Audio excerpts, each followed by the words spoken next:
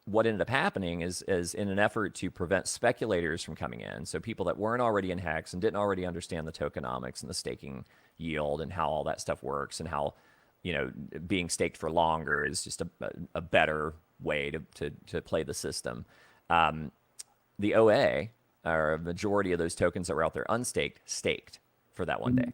So at that point, like 98% of the tokens or something was staked. So instead of people that were speculating and had went and bought a bunch of Hex, thinking they could triple their bag in one day and then turn around and dump it all on our heads, they only got about 30% bonus that day instead of 300% bonus.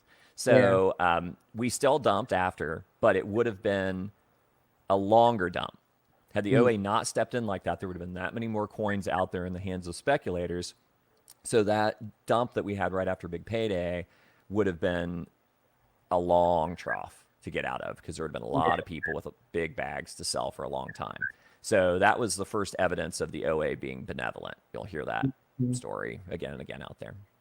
And, it really still rewarded those with good staking behavior, because if you had, tried to game the system and just staked for that one day, making that stake in the next day, then you got like a little 30% bump while the price was going down.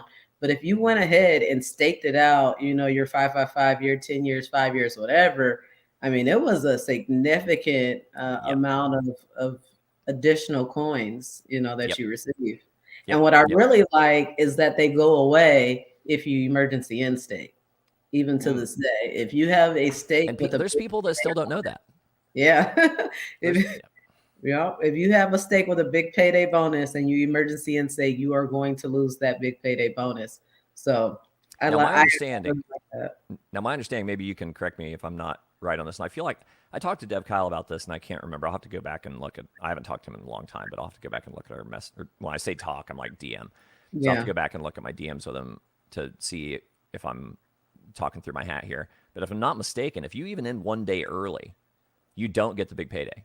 You'll get a proportion of your other yield, but the big payday bonus. And the thing is the way that it's shown, like on go.hex.com, it's shown all as one. It's all one column as yield, right? Like that's the Hex you've earned. Well, that's all of it together, right?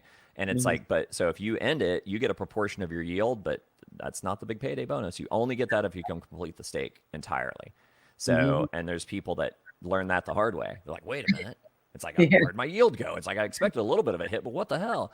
And it's like, So once again, it's like it's a way to incentivize good behavior, which is like long-term, delayed gratification, all the stuff our parents tried to tell us, I think it was David that first I heard the term truth engine from. And that's the perfect term, because as long as you are being truthful to the engine, to the smart contract that operates this, then everything goes perfectly. But when you decide to, end early, not honor your commitment, then that's when you're penalized. Right. I was trying to not make it obvious, but it's so weird. Like when your camera's the different thing. I mean, like the glasses thing. It's the other thing. And Maddie just told me this for the first time last night. I guess it's like a streaming trick. Is that you want to try to make it look like, if you're in a group or even in a 2-part, that I'm looking at you. Yeah. Like on screen, right? They say that, but I never do that. I cannot look straight into the camera. It drives me crazy. It's great. Well, but it's not even straight. It's like he was saying, like turn. So basically, when you're looking at the camera, it looks like I'm looking at you over there. Like, so we're on screen. It's like, oh, she's right there. I'm just looking at. It's like, come on, she's wherever, I'm wherever. It's like if we were in the same town, we would be sitting in the same room. So I don't know. So I was trying to do the proper etiquette thing of like, hello, how you doing? But whatever. So hell, normally I'm just like staring straight ahead, like a hey, trying to stay on topic. But yeah, and then it's funny, the truth engine and that stuff. It's like Balliot Brand was another one who I've seen him start to upload some stuff recently. Again, he was one that was really pivotal in the beginning, man, about just being daily, like grinding. It's like that's where I told you, like before we popped on, how I was really proud of you, and like, for you kind of doing a little reboot and like being out here doing it, and it's tough. It's like, I mean, I've thought about it, doing my own stream, and it takes a lot. It's like, I mean, people don't understand the commitment and the consistency, and the dead air, you know, because you don't know. I mean, not everybody's like me and Papa that'll just talk to you until your eyes glaze over. It's like you might get somebody that's just like, next question. Right. And it's like crickets, and then you're like, oh shit, you know. And it's like, I mean, sometimes I'll be on with like Maddie and Crispy, and you know they've been really nice, and I've been on there regularly now for a while on Tuesdays. And then I was encouraging him, like, get Briz in here. He's funny, man. It's like, and I figured like, if nothing else, if Briz isn't funny, it's like, and he's smart too. I mean, I can't take that away from him. But it's like, then I got someone. Maddie's hard to get to laugh, is what I'm trying to say. Maddie in person, it's different. On stream, Maddie is very professional, and it's hard to get that guy to laugh. And I've got like some bathroom humor. I mean, I'm not as bad as Papa, but it's like I will drop some F-bombs. I'm a little crass. I'm sorry. It's just how it is. It's who I am.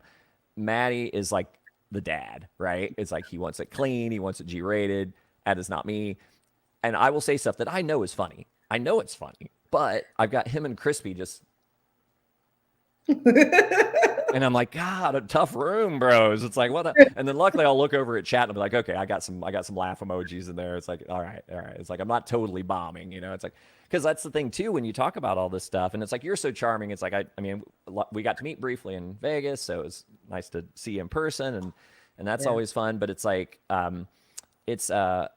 this is tough stuff to talk about. It's complicated, and it's like, and especially to talk about a lot. It's like, you got to keep it entertaining. So that's kind of what I always feel like I'm bringing. There's way smarter people than me in this space. It's like, I feel like I understand it pretty well, and I'll do those deep dives, and I feel like I explain stuff pretty well. But there's people way head and shoulders above me on that.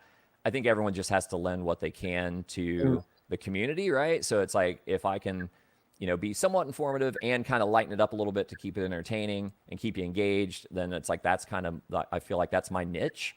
But as far as like people like you and other people that are like committing themselves to like do this day in and day out, it's like, God bless you. That's a grind, and you know, you are to be commended for it. So, well, you know, for me, this whole year has been about consistency. I mentioned it yesterday. Going on tour with the guys was not easy, right? It started as something that I was like, oh, I'm so pumped on Hex. I'm so excited. This is my way to contribute and give back. I'm good at this kind of stuff. But after a while, especially once we got to the East Coast and I could no longer like come home to my kids, it became, you know, very taxing on the balance, you know, of the family. And then to come back home and for them to have so long been operating without me, and then me wanting my schedule back. Like, this is the way we do things. Like, I homeschool and we do it this way, and this happens and this happens. And the schedule was just all out of whack. So I went into 2023 saying that I wanted to accomplish a couple things. Number one, I'm going to be 40 this year, and I want to lose 40 pounds before I turn 40. Good for you. Number one, I never would have guessed 40, but I can relate on the weight thing being, it becomes, the older you get, your metabolism slows down. And I mean, guys, girls, whatever. And it's like, I know I've got female friends that have had kids and stuff, and that's tough. You know, you get the baby weight on there, and then all of a sudden it just doesn't drop off like when you're in your 20s. It's like you can sneeze and burn like 100 calories. You know, you get older, it's like I look at like a Snickers bar and I'm like, God damn, it's like I just put on 2 pounds. So it's like, what happened? Yeah, exactly. That's a challenge. So you're committing to like, so your goal is, have you made it public so people are? Oh yeah, 40 pounds before I turn 40. I started the first week of January, so I'm about 6 weeks in. I reached my first milestone, passed by 10 pounds. Nice. So we're right on track. You know, I'm not trying to overdo it. Some people are gonna be like, I can lose 40 pounds in 4 months. No, I'm gonna give myself, my birthday's in December. So I essentially have the whole year. So that's one of my self goals. And then the other one was consistency of schedule. And I felt like I could accomplish that if I did a daily stream, because as long as I'm committed to a certain time to be able to do this, then I know what I need to accomplish in the morning. I know that I have this commitment of this hour of doing this. And then after that, like every day after this stream, me and my kids, that's our physical education portion of the day.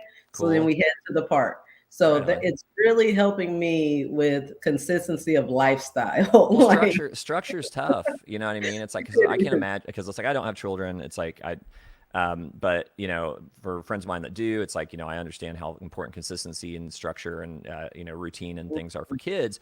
But it's like, even if you're just an adult without kids, it's like, that's important, just like for mental health reasons, right? And it's like, and I discovered that myself. It's like, I didn't think I'd be retired at 50 years old. It's like, Yeah. and, and just so you know, it's like, I didn't dump any hex to retire early. It's like, I'm not that guy. It's like, I was in a very fortunate position with our family's business, and the timing was right for us to get rid of it. And I don't regret the decision. And knowing I had some hex bags made it a little more comfortable. Like, okay, well, if I burn through this retirement money, it's like, at least I got these hex bags, and hopefully they'll do what I hope they will. And I'm certain that they will. I'm so certain, in fact, I took a lot of my retirement money and bought hex after the high. So I mean, I did the same thing. I did my patterns are the same. It's like, okay, I rode it to the top, and then I just bought in all the way back down again. So Right. but back to your point about the consistency and like making those commitments, I had a lot of responsibility. I was Mhm. effectively running the business. My parents were in their 80s, or are in their 80s, and God willing, I keep until they're in their 90s, and they're both in relatively good health. My brothers passed unexpectedly, as I said, in 17, and that left my sister and I, my dad and mom, and then our employees to run the business, small family business. And up until COVID, my parents were there every day, right? And then after my brother died, they kind of started to taper out, and then COVID, that kind of we, hit them away to try to protect them from the scary stuff. Mhm. And so my sister and I took on more and more responsibilities, and she was kind of the sales arm, and I took over the majority of my brother's position, and so I was doing admin and like operations. So, you're constantly, the phone could ring for any number of reasons, 24/7. Like, you don't clock out. So just, I'd imagine like a parent, right? It's like you don't Mhm. get to stop being a parent. So it's like, people that have a 9 to 5 job, you clock out at 9, or clock in at 9, clock out at 5, and then you don't have to worry about it. If you're a Yep. parent or you have your own business, it's 24/7, 365, right? And then it's like, Absolutely. yeah. And then being in that role for so long, it's like, and then all of a sudden I find myself retired. It was weird. It's like, I actually thought I'd had a heart attack. And Wow. my fiance freaked out, and I've got like this sleep app thing that I use where it's like, it listens to your breathing, and it's like, and then it'll slowly wake you up, because it'll notice like when you're in a less deep level of sleep before your alarm will start. Because if you ever Mhm. wake up and you're just dog tired, you were probably in like the lowest REM state, right? Or the highest REM state, the lowest level of sleep. I think it's like D, ABCD, right? Something like that. But anyhow, it's like if you're in that deeper level and you wake up, like you just can't get going. But like if you're already kind of like, because you'll come in cycles, like it's about 90 minutes. You'll go through cycles as you sleep. So if you're on the upside of that cycle as you start to wake up, then you're like, oh, I'm up, and it's easier. So this app helps with that. It also Yeah. records you if it hears any noises. So you hear like this clatter, clatter, clatter, clatter, and then what the fuck? What the fuck? And it's my fiance, because she hears me like clambering out of bed, like springing, like like something's chasing me, right? Yeah. And I jumped out of bed, literally hit the hit the corner of the wall as I'm trying to turn the corner to go toward the bathroom, because I felt like I was going to puke, and I fell down, and then I couldn't breathe, and I got to the bathroom, and I got my hands on the counter, and I'm sheet white, and I'm sweating, and it's like immediately like cold and clammy, and I feel like I'm gonna vomit, and I'm like, oh my god, and it's like, what the hell? And it's like, and she's losing it, like she's thinking like, I'm calling 911, Absolutely. you're going to the hospital, and it's like, I'm 50, it's like, but I'd had all my stuff checked out, it's like no cardiac history in my family. My brother died of a heart attack, but it was like so random, because it's like, there's no history of that in our family, and I got everything checked out after he died, because like everybody was freaked out, like you need to go check, Mhm. because if your brother died at 54, what's going on with you? You got something creeping in Right. there that's Right. not going to be so good. So I just got all that checked out. So I'm like, I know it's not that. So even though she's probably still pissed at me, I refused to go to the doctor, because, men doing men stuff. Yeah. And, but I did follow up with the doctor a couple Okay. days later. And he goes, oh, yeah. He goes, you had a nocturnal panic attack. And I'm like, what? I'm like, I've had Wow. panic attacks for. I'm like, I didn't know you could have them at frickin' night. I'm like, that sucks. It's like, I thought I was safe if I was asleep. Right. And right. And it's like, so yeah, apparently that's a real thing. And it's I mean, all the symptoms are very similar to a heart attack. However, call 911. Like, if you are somebody who's having those symptoms, don't mess around with that stuff. But mine was that. And I'm just like, well, that's so weird. It's like, especially because everybody was coming at me like, oh, you're retired now. It's like, that must be awesome. And I'm thinking, yeah, it should be awesome, but I'm having panic attacks. It's like, what's going on? Right. And it's back to the structure.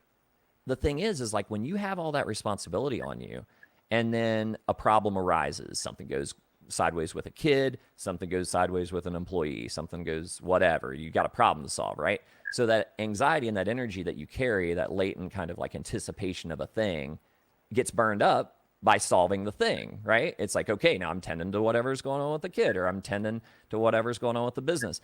Well, what happened was is I'd run like that for so many years, and then all of a sudden the phone calls didn't come in the middle of the night. There was no problem to solve. So it was funny. I was talking to a friend of mine whose their kids are out of the house now, and he goes, yeah, empty nest. He goes, same shit, empty nest. Because like all of a sudden it's like your whole life's around your kids, and then the kids are gone, and you're like, what the fuck? Yeah. It's like, what do I do? Right.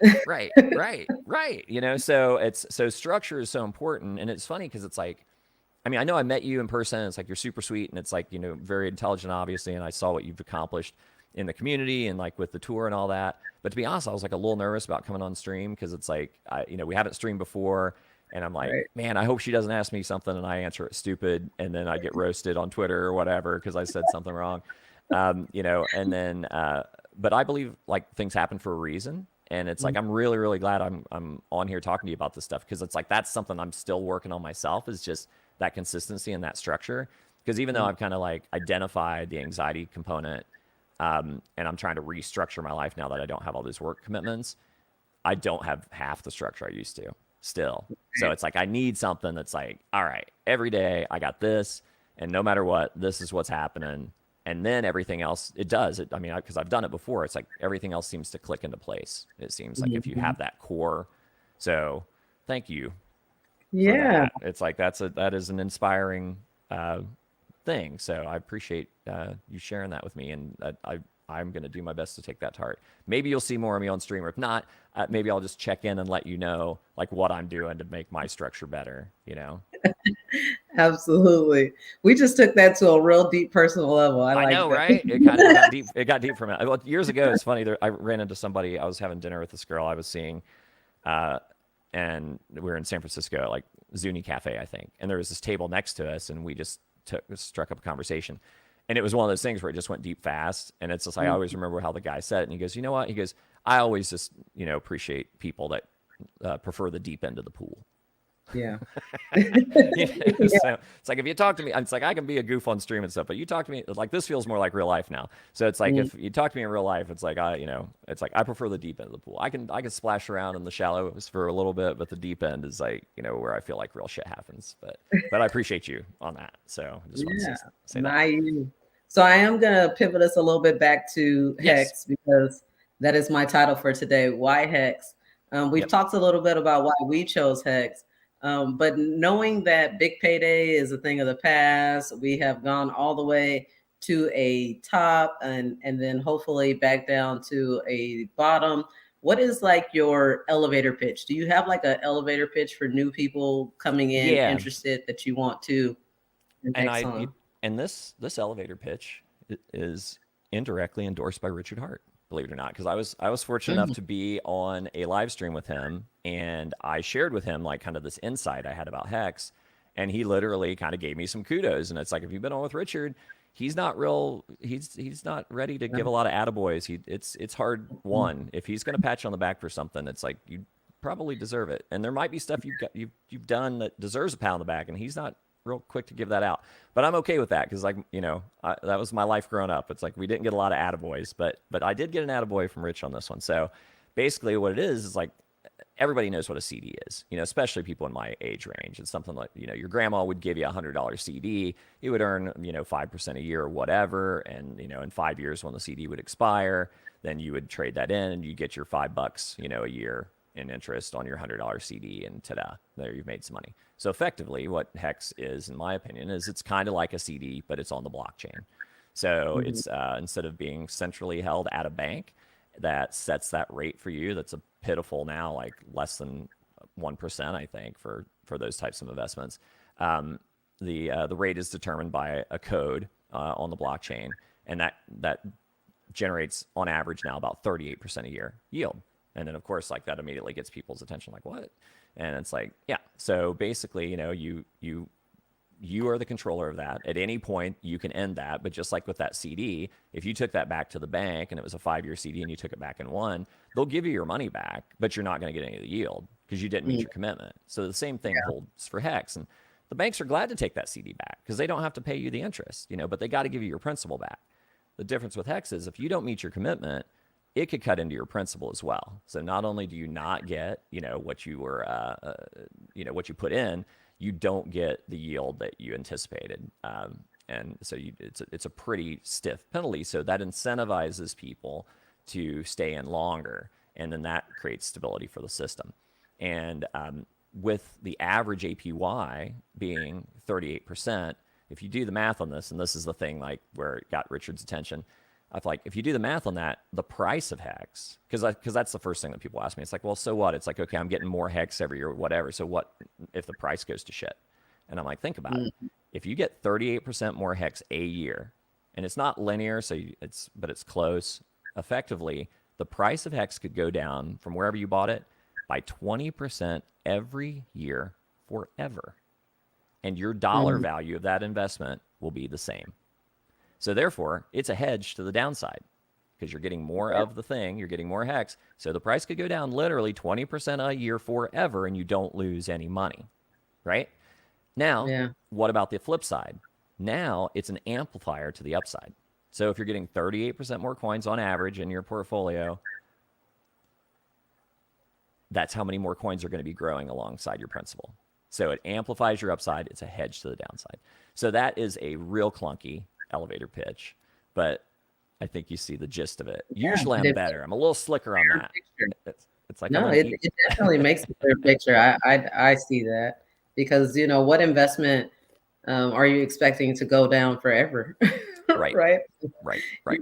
That you wouldn't got in it in the first place if that's the dollar's going to go down forever, right? I mean, because inflation's an investment. No, but people think it is. It's like but that can open conversations, right? Then people want to talk more about it because I think that's the whole idea about an elevator pitch is like you don't want them to just like glaze over in the first 15 seconds that you're talking to them. You want to inspire like curiosity and want them to learn, want to know more, right?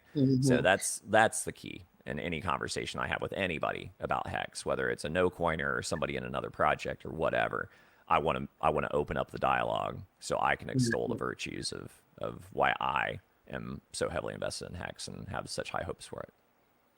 So given the current situation that we're in, where HEX is on Ethereum, gas fees are somewhat high, we are still awaiting Pulse Chain. We believe that it's coming soon and that when it does come, you're going to get a full copy of your portfolio, both liquid HEX and staked HEX. So you've given this elevator pitch and the person is interested. They like HEX. They want to buy HEX. Are you encouraging them to stake now, to hold now? What is the move? It depends on the size of the bag, to be honest. And let's just throw out like something simple, like new investor, but decent $5,000 entry point. Yeah, if you were at that level, then I mean, typically, my thinking is at this point, like if I was brand new to the space and going to go in and had $5,000, I would keep 20% of that liquid, and I would stake the other. And what I would do. See, that's tricky because it's like I'm all about efficiency and like optimization of things. I'm a logistics guy. So, and I'm sure we've all, that have been in the community heard Kareem's screaming from the rooftops forever. It's like staking ladder, T-shares. I'm the same guy. Me and him would butt heads over it because we were like, who's more passionate about staking and T-shares, right? And so we'd go back and forth on that. But it's like, the optimal play, because we know T-shares get more expensive every day in HEX terms, is to start your longest stake first, right? But that's a big pill to swallow for a no coiner, and and like real world results from me getting people involved in HEX, almost all of them later wish they had staked longer, right? But initially they all start short. They all start with some six month stakes, year stake, 18-month stake, and then they're like, they start seeing how it all works. I'm like, shit, it's like I should have had at least one 10-year out there, you know, if not a 15. And plus your age plays a role. It's like I'm 51 now. So it's like, you know, for me, I'm going to be, you know, 66 or something when those, if I stake to 15 today. So it's like, you know, that's getting up there, right? So, you know, maybe for somebody like me, it makes more sense to do some 10-year stakes or whatever, but the longer, the better. But in answer to your question, it's tricky. It's like, I think it's important to keep some of it liquid because of the volatility in the space. And if there could be crazy opportunity when Pulse Chain launches. I mean, we already see the breakouts that are happening now with Hex. It's like, if you followed my TA on Twitter at all, it's like, I've been nailing it. It's like, you know, I knew that we were going to get close to 5 cents and then probably retest around 3.7. We did. And then we'd go back and see if we could break through 5 or 5.3 or something now, I think. And, you know, next resistance is about 6.1. We break that. That's like a bigger pattern that's been going on forever. And that's effectively the start of the bull run as far as pattern trading goes. The full move on that's bonkers moon math of $12. You know, wow. That doesn't play out until like 2020. How far out? I'll look at it. Yeah, I think the full pattern on that doesn't play out until...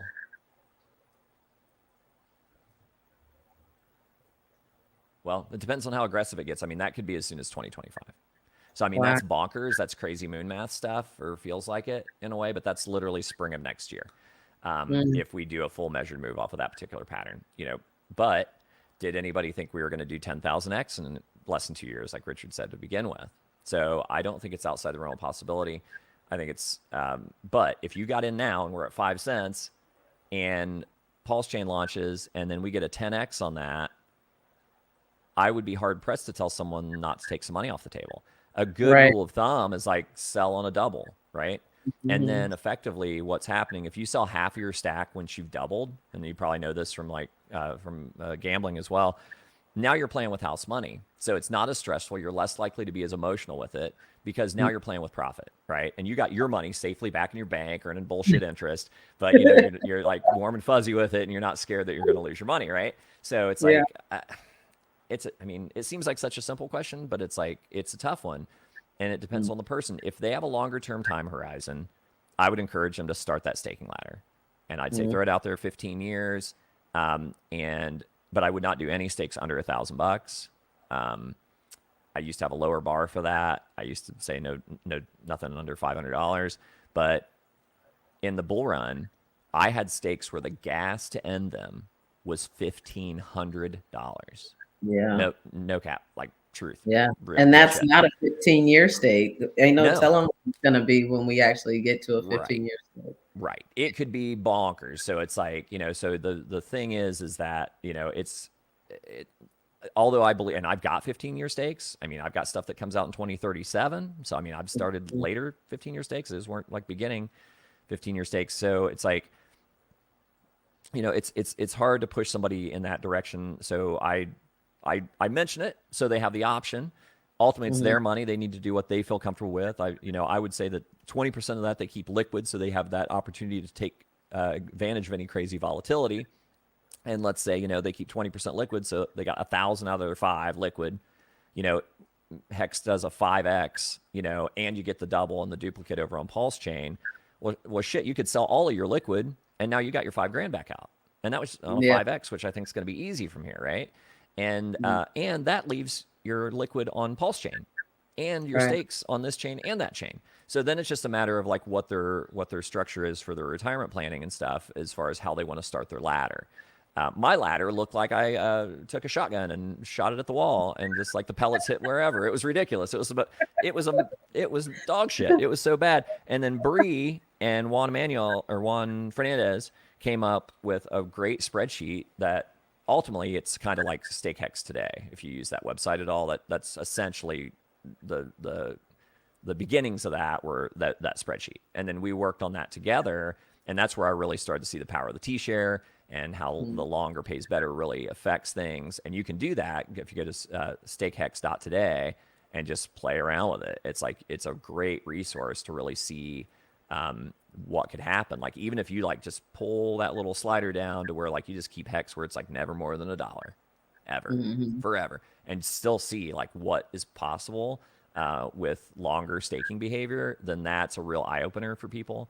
So But yeah, I think just like as a baseline, it's like, 20% liquid at this point. I think if you're coming in brand new, and it takes a little bit of the edge off, but you have enough locked up to where you're going to protect the majority of that $5,000 from yourself, right? Because it's like, what if we don't do what if Pulse Chain takes another year? Right. What if this is a big, what if this is a giant bull trap and we didn't hit our low yet, right? And then Bitcoin does do 11K in pray, and then we're back down testing a penny. I mean, you don't know, right? I mean, I don't think we're going there. I personally, I feel like the bottom's in, or we're damn close to it if there's a retest. But for a new investor, that's the truth engine, right? That's the delayed gratification piece where it's like it's going to save them from themselves, to where now if they freak out and try to bail, they've only got 20% of their bag that they can get out on. The rest is locked away from them, safely staked, forcing them to be diamond-handed people, right? Yes. So that's kind of stuff that would be in that kind of conversation for me with those people. And then, but more often than not, what happens with my own boards is they'll still put some stakes out there that are like 6 months. Yeah, like, of course, because it's still a trust level, for them. They're still establishing whether or not this thing is legit or not. But I know that there was a period, because I've gone back and forth, even in my own staking, of whether or not I want to stake, right? Or just hold the Hex liquid. And I remember there was a period where Richard had announced mid-May, and I'm thinking, okay, no, I don't want to stake now. I have no idea what these Ethereum fees are going to be. I just hold on to this liquid until Pulse Chain comes. I'm going to get a copy of it, right? And then I combine all that Hex to make bigger stakes that are on Pulse Chain with low fees. Sure. Yeah. I'm like, okay, that's a reasonable that play. works. But then what happens? Pulse Chain is another year and it still is not out. So now look at how much the T-share rate has changed from, making that decision to just constantly waiting on Pulse Chain. So at some point I flipped my thinking to say, anytime that I have a big enough bag that I'm willing to stake, I'm going to go ahead and stake it. Why? Because I do believe Pulse Chain will come. I do believe that I will get a copy of my staked Hex. And to me, that kind of eliminates the fear of the Ethereum fees being too high when I need to unstake. Why? Because I can unstake first on Pulse Chain. I can use that money to unstake on ETH. And I should still be in a 15-year stake, quite pleasantly pleased with the profits on both. Well, and as it's being shown with, Richard taking on the challenge of forking Ethereum, there's nothing to say that, in 15 years that Pulse Chain won't have similar problems. And he could fork it again. Or with the sharding thing that, Vitalik is wanting to do with ETH 2.0, maybe the fees aren't as big of an issue for us at that point. Or if they are, maybe it's not Pulse that gets forked, but maybe it makes sense to fork whatever iteration of ETH we are at that point. I mean, who knows? I mean, that's a long way down the road, but it opens up opportunities that you didn't think about before. Like, oh wait, it's like, okay, cool. I've got some security because I've got this over on Pulse Chain. So even if this one's like not viable because the gas is crazy, and I at least got my copies over there, and it's like, we've reached parity in price, or the adoption's even better on Pulse Chain. So therefore, I've got even more dollar value on Pulse Chain than I do on ETH anyhow. So fuck those stakes and let them bleed out. And then boom, somebody comes along, Richard or somebody new, and is like, no, we need to salvage those. So here's something that nobody thought of before that is, that we can't even imagine that, salvages those stakes in some way. So you don't know, but like shorter term, I'm with you 110. It's like, that is a lot of security knowing that that's, that you're going to get that duplicate, and then, that takes that pressure off. And I know there's people like Briz and I were talking a little bit last night, like he's, wanting to basically migrate over to where the majority of his wealth is on Pulse Chain. And that is one kind of nuanced way to play it. My instinct's kind of 50-50, just like let it be 50-50. Hey, Nardo for the win there, giving the big tip. That's nice. Yeah. What's up, Nardo? And I haven't seen him in so long, and I miss him so much. Nardo is the real shit. He's good stuff, dude. It's like I've met him, spent some time with Nardo. He is one of the best of us for certain. It's good to see him in the chat. See Freddie in there throwing some stuff. Yeah. So, but yeah, it's like I'll get distracted. I'll be like, ooh, what shiny squirrel? So it's like I can't do that. Not today. But yeah, it's like, I mean, I'm super stoked. It's like, and you know, it's that whole hindsight's 2020 thing. You know, I mean, it's public now, so I guess it's not that big a deal. I mean, maybe I don't need to repeat the numbers so I don't become a target or whatever. But I had a huge stake come out, like literally like a week before the all-time high. Like, wow. and now I mean, to the point where it would have dumped the price. Like it would have been I'd have put a dent in the chart, right? And but we were in that period where it's like 4 more weeks, and I'm like, I don't need that money.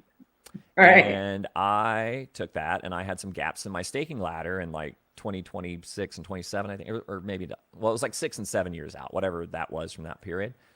So I'm like, I'm going to fill those gaps. So I throw it on out, right? And I mean, fuck it. It was 20 million hex. I had 20 million hex liquid at the all-time high, which is like, that's over $10 million, right? Right. I'm just like, holy moly. And I'm like on vacation, and it's like with my fiance, it's around my birthday, and it's like, oh my God. So I had a minute to think about it, because it's like, I'm not trading on the road. You know what I mean? I'm not doing any major shit in a hotel. So, and I heard you guys talking about that yesterday with Papa's stream, which is great. If anyone hasn't watched it yet, I'd highly recommend going back and checking it out. But it's like, I had time to think about it. And then I did, and I'm like, I'm not selling. And maybe that was greedy, because it's like, I want my copies, bro. It's like, they're coming. It's like, I'm not bailing at this point. I'm not taking any profit. So I threw that stuff out there, and now that 20 million hex has already, and all-time high was what, 18 months ago? It's already made, and it's not even a 15-year stake. It's already made 7 million hex in yield. Yeah. In a year and a half, right? Amazing. And by the end of that stake, it will make 36 million in yield. So that 20 million hex that I locked up will be 56 million hex when that comes out. It's bonkers. It's silly money, right? But I'm sure it's you're like, not doxing where you are, because you are making people roll their eyes right now. I know it. my shit's locked up. Papa's one of my best friends. Believe me, my security's on point, right? So it's like, and plus that stuff's so far out there. It's like, you know, good luck, you know, hang out. Maybe I'll just give you some if you're nice to me. It's like, you don't have to try to hurt me. Right? So it's like, I'm a charitable soul. Totally. It's like, but the deal is like, you know, and people are like, well, man, you could have sold that and bought so much back now and whatever. And it's like, yeah, but it's like, okay, dude, it's like, talk to her, talk to me. It's like about time and things and gambling. It's like, that's not, no, it's like, you know, I got pretty good at trading, and, you know, and I had a feeling I actually had limit orders set, and I canceled the limit orders before we left on vacation. Had the limit orders been left alone, I would have liquidated some. Wow. And I canceled them because it's like, everybody was talking about 10,000x, 10,000x. That's 56 cents, 10,000x. And I'm just like, that's not 10,000x. That's not 10,000x. 10,000x from launch is like $5 and something. 10,000x from the all-time low was like 56 cents. And then Richard finally copped to it. I think it was like in Zurich. And I clipped it, and I'll share the link at some point. But I clipped him talking about it, and he goes, yeah, just, you know, it's easier to just go ahead and like claim like the reward now and say we hit 10,000x by measuring from the all-time low. But he goes, if you look at it, we actually have like another 10x to go from here. So what's 10x from 56 cents? $5 and something. So technically we didn't get a 10,000x yet from launch. We got it from the all-time low. So it's like, but I knew it was going to be a self-fulfilling prophecy. I'm like, everybody's talking about it. Too many people are talking about that being the top. People are just like, I'm ready to sell. Come on, 56, bam. And just punched it down. So I thought, well, fuck it. I'll put my limit order there, and I'll go ahead and take some profit because it's coming. And then I'm like, nah, can't do it. Can't do it. And I canceled my limit order, and I don't regret it. I don't regret it because it's like, God knows what I would have done. That would have been some stupid shit. And I didn't need the money right then. And I'm happy that it's locked away from me for a while, and it's growing. And, you know, hopefully I can do some really good things in the future and change some lives for the better, and, you know, do some good stuff. And then look how much the Hex ecosystem has blessed us in general, and that just from staking Hex, you probably have a nice bag of Hedron. You may have a nice bag of BlaKC if you started staking your Hedron. I did. You know, now we have things like Communist token. I mean, there's so many things. Post Doge has had a major run up and major advancements in I their know, man. ego. It's like me being friendly with Paul's Doge got Richard to unfollow me. I mean, in short, like that's kind of how that went down, right? And it's like, and I mean, I made my apologies and whatever. It's like, it's to him, but I get it. I get where he's coming from on it, and I think part of it too is like Gunther was really coming at him hard. But yeah. here's the deal. All right, my logic is this, and it wasn't about the unfollow. And Abit and I didn't really talk about it, but it's like I feel like we're probably thinking the same thing because he got unfollowed too. And I think right at the same time in that purge that he did, Gunther was coming at him hard, being really way too aggressive, and in my opinion, disrespectful. And he just did a purge like on anybody that had anything to say about Paul Doge or Pulse Bitcoin or any of that stuff. And my efforts to stay in that community was, number one, I thought it was interesting, and number two, I got it for free, and I got a chunk of it for free, right? And it's like, well, hey, what's better than taking my free money and making more free money from it? So it made sense.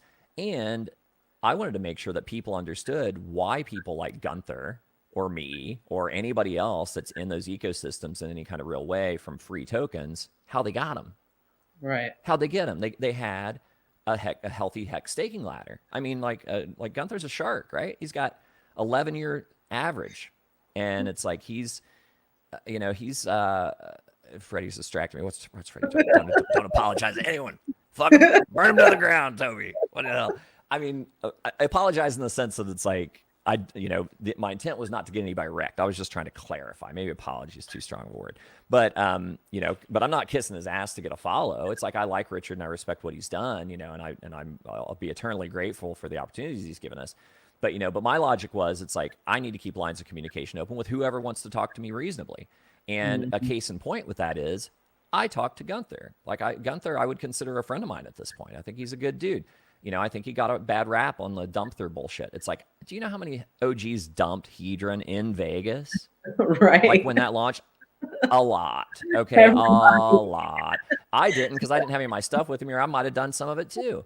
But it's like, it's like, but he was forward facing about it and caught a lot of hell, and then that follows the guy around, and then he gets backed into a corner. He's passionate and he gets a little spicy, right? So, but a case in point with this open communication thing is because I kept lines of communication open. I reached out to him and I'm like, bro, this is a lose-lose.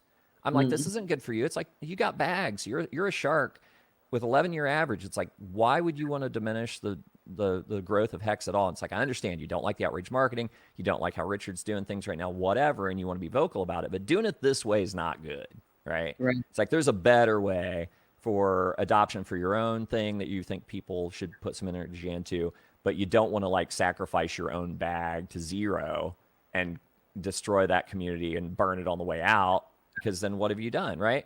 And no shit, within like 20 minutes he started tweeting apology stuff and shifting gears. That would not have happened, in my opinion. Maybe he would have came there to eventually himself, but that narrative of his and the tack that he was taking would not have changed had I not had that line of communication open.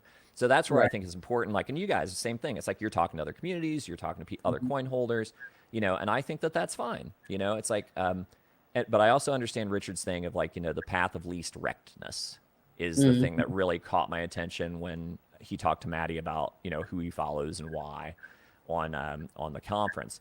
And that was kind of my wake up call a little bit, like, oh yeah, it's like, okay, am I over in the Pulse Doge community and Pulse Bitcoin community talking to them about the importance of having a hex staking ladder? Yes. Is that maybe causing less people to sell their hex and go more hard at this other thing? Possibly. Is it maybe getting some people that don't even know about hex except for their exposure to it on Twitter or elsewhere into hex? Maybe. But I've been around since day 2. I've been around since before day 2. I have a responsibility to anyone that looks at my name as a hex OG or influencer or whatever. And the example I gave recently is kind of like David Feeder. I love David Feeder. I love the stuff that he used to put out. I'm kind of bummed that he doesn't do it as much anymore. But what happened basically was that just because he had mentioned something, people took it as an endorsement, because it came out of a trusted mouth, right? So it's like, so I can slather all my shit with do your own research, You know, it's like, do what you want with your own money, but be careful. You know, I can say, hey, I'm a shark too, bro. And it's like, this is how I can go dabble in these other things because I'm set with my hex. You're not. You're taking the high risk. It's like, I'm doing what Johnny Chaos said. It's like, I'm not looking for another 10,000 X diamond. I already got it. And that's why even my fiat now continues mostly to go into hex. But it's like, you know, it's a challenge, you know, because it's like you don't want to inadvertently lead people in something that's going to get them wrecked. So as much as I say do your own research, as much as I say hex is the way and have that at the core of your thing, you know, there's going to be people that even today heard me say Pulse Bitcoin and go buy it because, well, Toby said it. So, you know what I mean? And it's like, that's not what I'm saying necessarily. Do your own research, do your thing.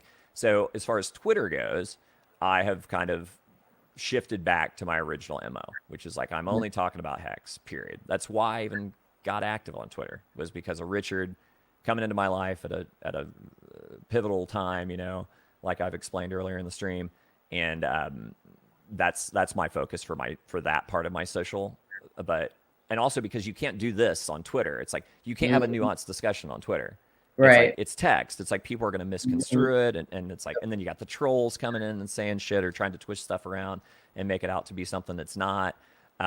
So where I can have these more thorough, nuanced conversations about it and really fully explain like my thinking behind it, then I'm going to talk about whatever the fuck I want to talk about. But on Twitter, I'm going to talk about hex because to me, I think it's the path of least wreckness. It's, you know, is the way that I'm dealing with my that aspect of my socials. Twitter, that's that. Social stuff like this, you know, going to meetups. I mean, and how many things have you talked about that weren't hex, but were other cryptos at hex meetups? Tons. Tons. It's freedom. Fuck, we all sacrifice for freedom of speech, right? So it's like, you know, so that was part of the thing too that kind of bothered me. But it took me a minute to realize, like, and I actually prompted Maddie, like, well, what would you want me to ask Richard at the conference? And I'm like, ask him, because we were talking about me getting unfollowed because that had just happened. Yeah. And so that's where that first question came from. So, you know, so he hit him with it. And I was really glad that he clarified that because it makes sense. It's like, it's nothing personal. It's like, there's people out there grinding. And it's like, I mean, I'm sure he still follows Freddie and stuff, but he respects like what people like you and me and Abed and all of us are doing. But as far as Twitter goes, it's path of least wreckness. And he's just trying to keep eyeballs on that stuff, right? So I went way far afield on that, but I don't even remember what the question was. I just started. No, it's good. I mean, we've had a thorough conversation here today. Cool. We're about an hour and a half in, so it's probably about that time that we wrap it up. It's right on. Really great. So if you have any last words you want to say, any like follow-up contact where people find you, and then I'll give you the last little spiel. Sure, yeah. I mean, number one, thank you so much for having me on. I really had a great time. I was a little nervous. I'm like, man, are there gonna be any gotcha moments, or is it gonna, you know, I don't know. It's like, am I gonna say something I shouldn't and all that? And then, but I knew from meeting you in person, and then plus, it's like, I knew you were so friendly and so, you know, just charming and funny, and like you got a great laugh and all that. But it's like sometimes that's not how people are on stream. Like they get in front of the camera and they're like, it's like deer in the headlights. So I wasn't sure. I'm like, well, how is she on stream? So it's like I went back and watched some of your streams. I'm like, okay, cool. It's her. She's for real, right? So it's like, this will be fine. So I'm glad I came on. Happy to, anytime you got a dead spot and you need somebody to come chat. I'm glad to come on here and ramble with you for about whatever, right? So I appreciate that. If anybody wants to find me, I'm probably on Twitter more than I should be, but that's the easiest. I'm also on Telegram under the same handle. It's at Tobi Wan HEXobi. But Twitter is where it's probably easiest. DMs are always open if people have questions. There's tons of content out there. I've spoken at the conferences about estate planning and tax stuff, you know, because those are other factors. Making the money is only half the battle. How you keep it is the other half. So tax mitigation strategies and stuff, you know, legal ways to handle those things. Happy to talk about any and all of the above. But thanks so much for having me. As far as the TA stuff, it's like I'm posting TA stuff all the time because I love it. And where are we at? We're at 536 right now. If we break 6-1, you know, next stop 6-8 and then 8-4. So that's kind of what I'm calling on the charts. But I'm excited to be on this ride with everybody, man. It's a great community. I love it. And much love to you and the rest of the Kryptosparbuch team. Yeah. And then are you guys going back on the road anytime soon? So of course we won't make that decision until post chain drops as far as what Got kind it. of schedule. That is my wrap up to talk about our next big event is Well, then the I'll Hex let you do Cruise. that. Yeah. Yes. Okay. Okay. Oh, yeah, that too. April Cool. 24th through 28th. I have a couple of fun updates for you guys. Today was the last day to get your payment in if you had already booked and paid the deposit. So as of today, we have 85 fully paid guests on the Hex Cruise already. It is only February. We still have 2 more months. So I think that this is going to be an amazing group. I'm not going to just sit here and name drop all the awesome Hexicans that will be there, but I will say if you come, you will not be disappointed. We have a variety of both content creators and low key new Hexicans, old Hexicans. We will have a optional educational breakout session. We have a private space reserved for us to be able to provide that. RG3 Coffee will be leading portions of that, probably even some other people. We also will have a private cocktail party, and this is where we will announce the winners of the Hexi Awards. If you Cool. don't know what the Hexi Awards are, please go to ksb.tv It's like and vote. who have I got to pay? Who have I got to pay to get a nomination in there for Right? funniest Hexican? It's like we had to. I don't know. You know, we This, really Hexo is like running that category right I now. I mean, how mean, could he not? I mean, the guy's I a guess it's legend, the right? two, And he's three funny hundred as hell. daily viewers that he has. You know, he's an OG. He's been doing this streaming thing for Yeah. forever. But there are so many categories, so many different ways that you can acknowledge the different content creators in the community with your vote. So please go over to ksb.tv and place your vote. You guys know how to find me: Twitter, Black Hexican, Telegram, Let's Talk About Hex, Instagram, Black Hexican. All the links in the description. Oh, one last thing I always forget. Please, if you have not already gone and got Yeah. a copy of ABC Crypto, I this is wanted to talk to you about that, but yeah, yeah, I just saw that on Amazon, and I'm like, no way. I'm like, that's awesome. Yeah, very cool. yes. So Very cool. something that me and my family, my husband and my daughter put together, worked on, came together beautifully. I've got really good feedback. A lot of people are telling me that even though kids like it because of the imagery, it's really great for adults because even adults don't know all the crypto terms that we use so regularly when you spend all day on Twitter, like so many of us do. Yeah. So, so Facts. please go and check that out. All the links in the description below. That's all I have for you today. Wait, Thank you, I gotta Tobi. ask your husband's Yes, music. Is there a way to find that, or is it just like at your opening? Because it's like that. That it's yes. great. So there are links in the description. His Sweet. YouTube channel is BlaKC Crypto. So like me, the K before the C, crypto. His whole collection is there. I think he even has a Telegram group with all his music, but you can find all that information on his YouTube channel.